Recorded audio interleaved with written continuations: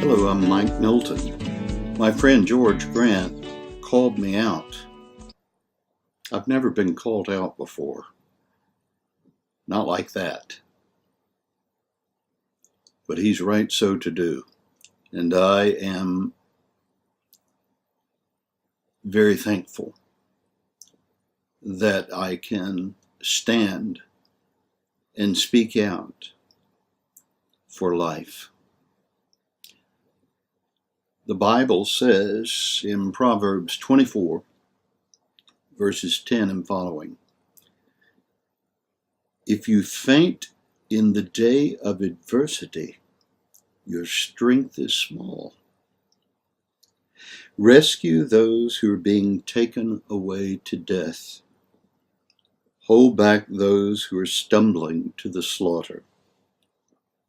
If you say, behold, we did not know this, does not he who weighs the heart perceive it? Does not he who keeps watch over your soul know it?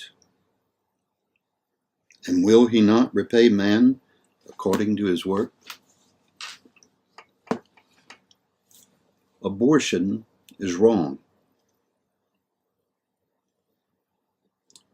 The Bible teaches that we are made in the image of God. The Bible teaches that God formed us in the womb. Paul says that he was called to minister the gospel before he was born. Abortion is wrong on many levels. Abortion is wrong because the Bible says it is wrong. Abortion is, in fact, the taking of a life, a human life. The Bible makes it clear that God created life, that murder, and that is the commandment, thou shalt not murder. There are several words for in the Hebrew for killing. You can kill an animal, slaughter an animal. That word is not the word used in the Ten Commandments. You can execute someone. You can commit manslaughter. But murder is the premeditated taking of a human life. Thou shalt not murder. The taking of life from the womb, or as one politician has recently suggested, as soon as the child is out of the womb,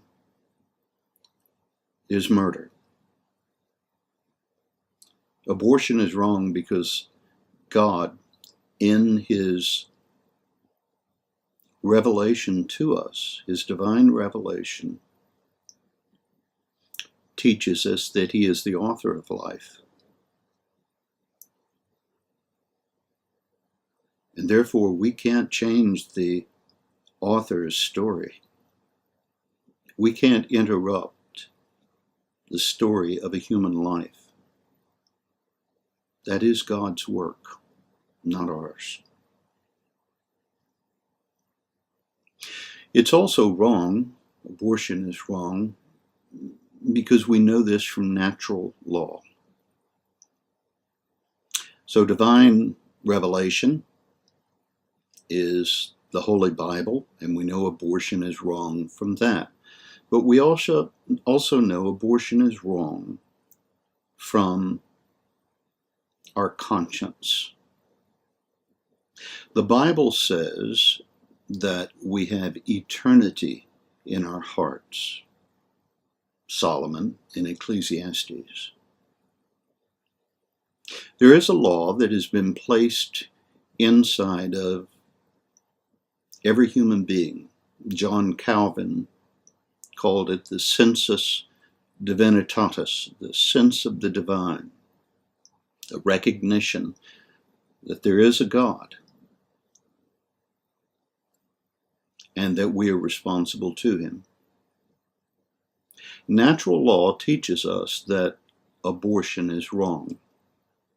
The taking of human life is wrong. One of the classical arguments for that has been the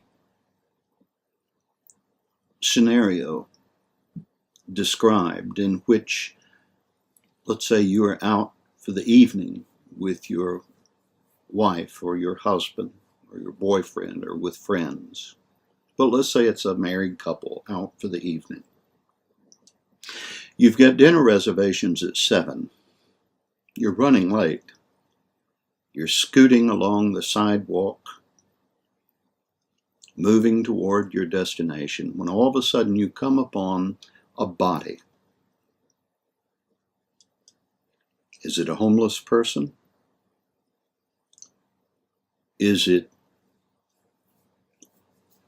a fellow diner who also was scrambling for a reservation and who fell? It doesn't matter. It's a human being. You stoop down to try to gain more information. Is he alive or dead? Is he hurt in some way? Perhaps a head injury, or maybe it's a minor injury. But when you stoop to discover these things, being the good Samaritan that you are, you cannot determine if the person is alive or dead. You take a pulse, you can't tell. You think you hear a pulse, but then again, no, you're not sure. You look in his eyes, and you can't tell. So, what will you do if you are faced with life or death? Do you err on the side of death, or do you err on the side of life? Of course. You say, if I can't tell if the fellow is dead or alive, therefore let's call the ambulance. Let's get medical help. Or I guess you could say, we're late for the restaurant. And the mitigating circumstances here dictate that we just leave the fellow here. We don't know if he's dead or alive, just let him lie. Well, natural law, that is, the sense of the divine within you, teaches you that it is right to err, if you err at all, on the side of life. That is why abortion is wrong. Natural law teaches us this. So you have to somehow cloak or sear your conscience or cloak the truth inside of you to err on the side of death. You say, well, I don't know if when conception is. Are you okay? Err on the side of life. You say, I'll grant you then. You say, well, I don't know if that's just a mass of cells with a heartbeat or a human being. Err on the side of life. By the way, it is a human being if it has a heartbeat. It is a human being at conception. And it doesn't matter how the conception came about. There's now a life. So natural law teaches us that life is to be protected, guarded, encouraged, and that murder is wrong. And finally, personal experience teaches me this. Not only have I, as a pastor, ministered to those who have survived the abortioner's knife, but you are listening to the voice of one who is a survivor of abortion, the child of a biological mother with mental illness. And thankfully, mercifully, the child of a father who intervened and said, "No, I'll take the child." And he placed me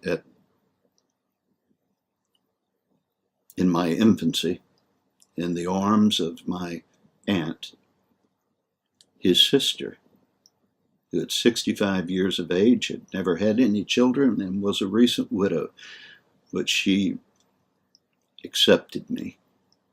My father died soon after, and so I was reared by my Aunt Eva. I was given life. Those are the reasons why I have to stand and say the new abortion laws are not human.